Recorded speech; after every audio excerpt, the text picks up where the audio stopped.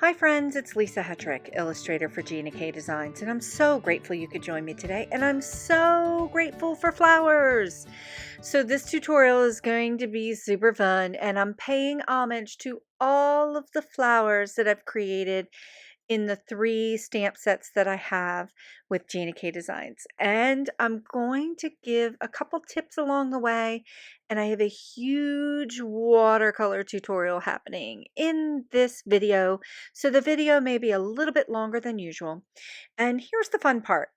This card base here is a piece of watercolor paper. So I am going to give it a go using my favorite watercolor paper on the planet for making cards, from the Bee Paper Company. So I'm going to give it a go, and we are going to create a 1-layer card on a piece of watercolor paper. Yes, let's do it.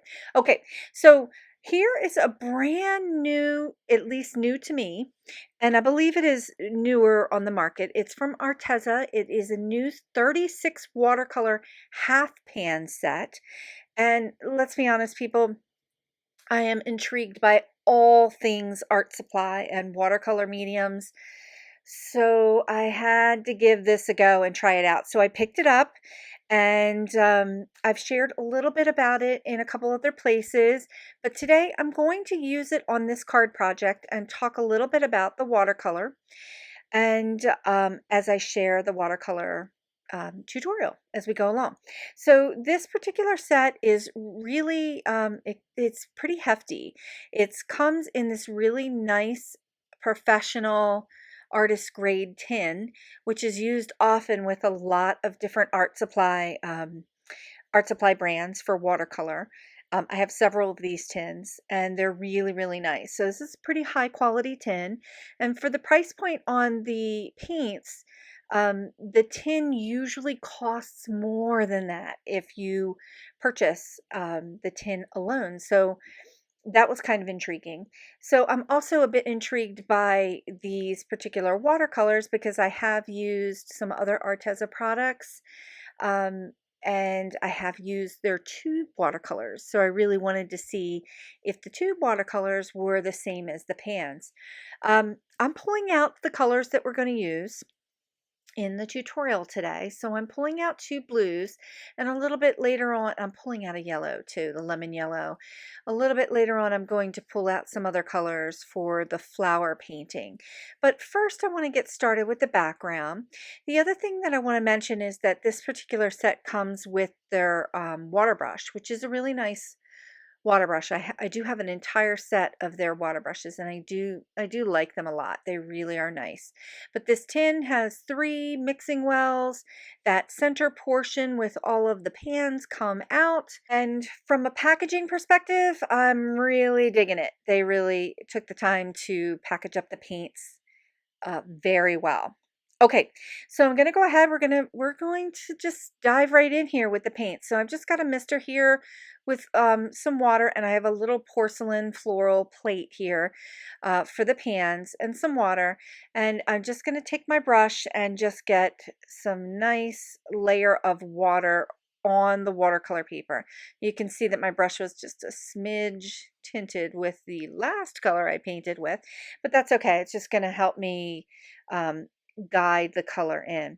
So instead of just dipping right from the pan, I'm taking that periwinkle color and I'm putting it into the floral porcelain plate just to get myself a nice little well of color. And I'm just going to drop it in here to the water and let the water just kind of flow the color. Some things that I've noticed about the paint is that it's very strong, so it's pretty intense if you don't water it down. So when you use the paint straight from the pan without a lot of water, it's pretty opaque, so it's not very transparent at all. Here I'm breaking it down quite a bit with water and laying it in to the paper here, and letting those 2 colors mix, the periwinkle and the blue. and letting these two colors kind of come together and mix together to see if I could get them to mix up really well. And it does okay. I would say I'm adding color in here and just dropping it in into the water. It's not really spreading or flowing as much as maybe some other watercolor brands do, but I think that's okay. I don't think that the colors are flowing into each other very well. They're basically staying in the water where I put them. So that's a little bit different from maybe some other watercolor brands. But for this project, I think it's going to be beautiful. I think the colors are going to work out and create that um, light background that I'm going for. So right now it's super, super wet. And usually what happens with watercolors is they're really vibrant when they're wet, and then when they dry they'll soften. Now if they stay vibrant when they dry, then you know that that particular watercolor brand has a lot more pigment in it. So I'm doing a couple little tests here, and I'm adding a little bit more color to see what happens when it dries. Okay, so we're going to move on. And I have pulled 5 florals from my 3 stamp sets. And I'm just going to go have some fun with these. We're going to color them up. I'm going to layer them up onto my Misty here and get out the Gina K Designs amalgam ink so that I can stamp it down onto another piece of watercolor paper. So I have the mini mister here, and not really focused on them being in any kind of order. I just need to get them onto the Misty so that I can stamp them down onto the watercolor piece of paper. And one thing I want to mention with the amalgam ink on any watercolor piece of paper, you really probably want to stamp that 3 times, at least 2 or 3 times. Okay, so I'm going to pull out the watercolor pan set again because I'm not going to use these blues to paint the flower. You know me, I've got to have some pinks and some oranges. I'm always using passionate pink, so super fun. I'm going to use a magenta and orange, and I'm going to pop it a little bit with some yellow. I'm just going to take my mister here and wet the pans just to get the color activated. And that's another thing about watercolor. If you wet them with a brush or with a mister of some sort, and the color activates really quickly and gives you some flow with your paint, you know you have a paint that's pretty good. That's really nice to work with. Okay, so I am going to do a technique called wet on dry. So I am not going to wet the watercolor paper first. I'm using my number 6 round brush, and I'm going full strength here. As you can see, I've popped this magenta color over into my floral porcelain plate here, but I'm not adding some additional water. I am making a mess, a little bit of a mess on my craft mat, but that's okay. I'm going to use that color. I'm not adding a ton of water here, so I want to see how the paint starts to, what kind of pigment is in this paint. So I've got a little bit of a layer here of color. It's pretty light. I'm not laying a lot of extra color on here yet. I'm kind of just doing that first layer. And then I'm going to go in and do the same thing with the orange paint, because I'm going to mix this pink and this orange kind of freely all around these 5 florals. And I'm not painting each petal separately. I do love painting that way, but right now I'm just dropping color into these pieces and letting the orange and the pink, the orange and the magenta flow together, and see if as a watercolor medium these flow really well. So far, these 2 particular colors seem to be flowing. Now I'm going to take a little bit of that blue that I already had and just make a little well of color over here on my craft mat. Grab some of that magenta just to kind of create a little bit of a violet color, and I'm going to add that violet in and see what that looks like, really toned down. And there isn't a lot of pigment here. What I've noticed in this particular brand, there isn't a lot of pigment when I go to mix my colors together. If I'm watering them down, they really do kind of perform very lightly. So they are kind of super watered down without a lot of pigment. So they're not terribly vibrant when they're watered down. But I'm kind of digging it for this. I like this little violet color that I've created. And I've also just kind of swatched them out here over on the side. So their vibrancy at full strength seem to be, pretty good. But when you add additional water, it just kind of breaks that pigment down a little bit and the colors become less vibrant and less intense in color. So I've gone in, you're going to see here with the florals, I'm going in like several times and dropping color in because I really want to bring up the intensity of the color here. So with some other watercolor brands, I wouldn't have to drop so much color in. I might be able to do this in one or two layers. But with this particular brand, I think it's a really good starter set, or a really good set for you to try out and experiment with if you're just learning watercolor, because you're going to get some really great effects for your stamping projects. And you're going to be able to do most watercolor techniques with this set. So as you can see here, the more color I drop in, the more vibrant this is getting. So if you're taking this pan set and you are watering it down and getting some really light washes, it really does break the pigment in the paint down. But if you're using the paint at full strength, you can get some really vibrant colors. So I kind of like it for that reason.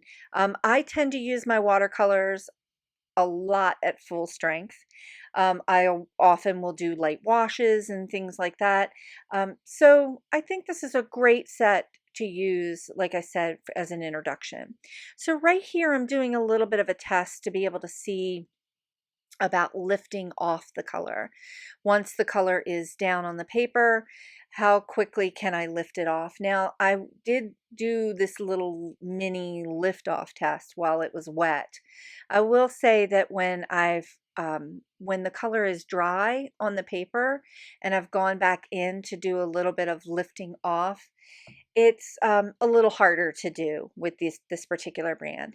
But these colors, this magenta and this orange here, is pretty vibrant. You can see how I'm just kind of tinting it out at full strength and then going down a little bit lighter and tinting it out. So here are the flowers dried, and you can see that those colors are still pretty vibrant.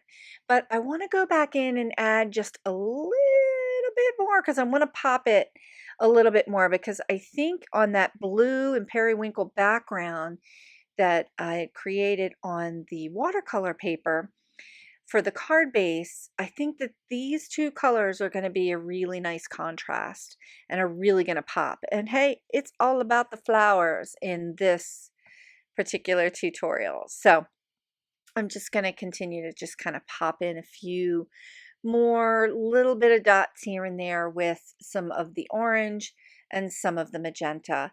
And I'm not adding a ton of water because, again, this particular paint I feel works really well when you don't thin it out too much, because that pigment is breaking down.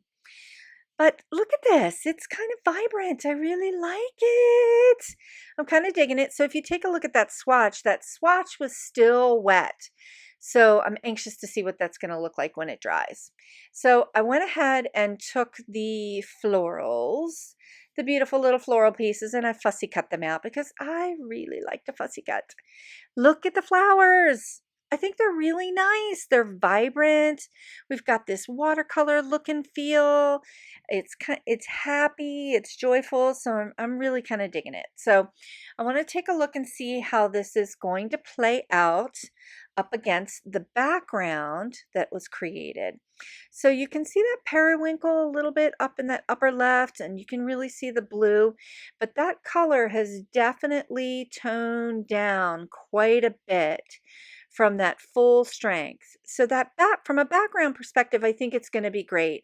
The color is a little bit granulated. So when you see that color that looks like a little grainy, that means the pigment was kind of breaking down and granulating.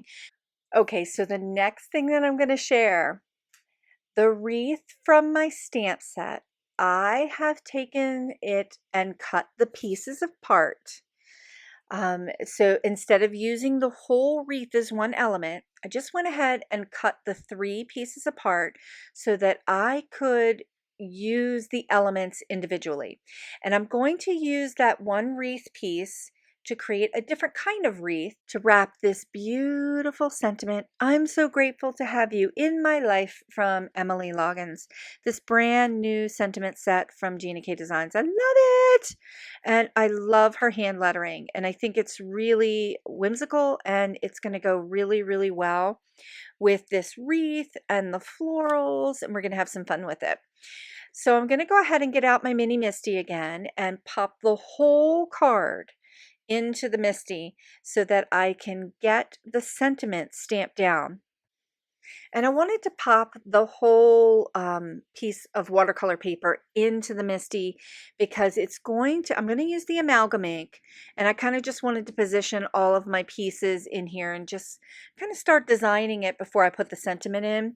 But I am going to use the amalgam ink here, and just like I said earlier in the video, when you're using the amalgam ink on watercolor paper, and this is pretty much any brand, you're going to have to use it at least 2 or 3 times to get a nice, good, solid impression. And because that ink is starting to go into the grooves and the cotton fibers of the paper, so you really want to get a really good solid black. You're not going to be able to get it with one pass. So I've got the piece here from my from the wreath, and I'm popping it down here, and I'm just nesting it right between the U, the F and the U and the L in grateful. Just kind of figuring out where I'm going to nest that and where I'm going to go ahead and put the flower, and just kind of get a really nice design composition going here. So once I figure this out, I'm just going to go ahead and stamp it right. Just leave everything in the Misty and just go ahead and stamp it down. And I've got my favorite Gina K Designs ink here, Passionate Pink, and I'm going to stamp the Passionate Pink down 3 times, but the second time I'm going to hit it with a little bit of water just to get a little bit of just to get it flowing a little bit, because the dye ink is going down onto the watercolor paper, and it feels like the watercolor paper absorbs it really quickly, so it gets a little bit dry and what I would say crunchy. So if you're going to use your dye inks on watercolor paper, just hit it with a little tiny bit of water, and that dye ink will act like a watercolor medium, and it'll blend really nicely into the watercolor paper. And here's the thing about the Gina K Designs dye inks, and I've talked about this in other videos. So that's Passionate Pink, but it's really coming out to look like a violet color because it's mixing and with, not mixing, I'm sorry, it is the transparency of that color is letting some of that blue and that periwinkle that's on the base underneath come through. So it's giving your eye the illusion that that color is changing a little bit. And I love that. I love that you can take your dye-based inks and really get some interesting watercolor mixing effects. It's just, I just love it. Okay, so now I'm negotiating again, negotiating with myself here on the composition of this design. So I've got the flowers kind of in position because I want to go underneath here and bring the other wreath element in here because I'm creating this kind of circular wreath effect, and I want to get some nice flow here with the look and feel of this design. And I love how that wreath piece is just nesting that lower right hand corner. So I'm just going to go ahead and close the Misty after I tidy it up. It is a bit of a hot mess right there. Just going to go ahead and close the Misty. I didn't want any of that extra ink to just show up in a spot on the watercolor paper where I didn't want it to be, which happens. So I'm just going to go ahead again and ink this up with the Passionate Pink and probably stamp this down 2 or 3 times, but in that second pass, I'm going to mist it with a little bit of water, just like I did with the first one, to just get get that ink flowing and acting a little bit like a watercolor medium. And again, this particular piece of the wreath managed to look a lot like the other one where that blue is coming through, and it's not the passionate pink that we're used to. It's become like a violet. So we've done that really cool color mixing that I absolutely love. Okay, so cranking out the connect glue, and I'm taking all of the floral pieces and I'm going to start nesting them down here on the card. And here's the thing that I love about the Gina K Designs Connect Glue. It is an excellent glue. I know a lot of other people have shared their thoughts and feelings about it, and they're saying the same thing. But what I really like about it, using it on watercolor paper and this particular card, is that the whole water, it's like a miracle glue because the paper is not buckling at all. But I'm able to, it gives me a little bit of time to make up my mind as I put a dab of color on there. I can move it around a little bit. And I think that's pretty amazing because usually some other glues that I've used, once you put it down, it's down and you're just kind of like, no, well, I guess it's going to stay there. And you don't need a whole lot to get this going. And you can see me twisting it here and moving it around because I really want to nest that floral in there with that L in the life sentiment there. So I really just want to get all that design connection. And this glue is just giving me a lot of time and room to move things around. So, but I really like and I'm enjoying this glue so much on watercolor paper because the paper just doesn't buckle, and it doesn't buckle on any of the other cardstocks that I've used it with as well. So love it. I absolutely love it. And it's just really easy to use. Okay, so now it's time to just do a couple. I'm pretty easy with my embellishments. I like the stamps to be the star of the show, or the color medium to be the star of the show on my card. So I've got some black Nouveau drops here, and I'm just adding a little bit of black and dabbing it into the center of these florals. And it's really a nice contrast with the black amalgam ink in the sentiment. So it's going to help round out some of the color there, and it's giving it some nice pop. And I was trying to make a decision here on whether or not I was going to put something in the succulent piece there, and I decided against it, to let that piece just kind of shine through. There's a lot of dense lines there, and the black is perfect. So here's kind of a final look-see. Everything's kind of dry, and I'm really digging this color combination. I had hoped that the background would be a little more dense in blue and periwinkle, but I think it worked out, and it really did blend really well with the passionate pink to give me that violet look with that dye-based ink. So here's a final look at the card, and I'm digging it. I really like it. I think it was a lot of fun, and the colors are really vibrant. Thanks so much for watching, and I'll see you next time.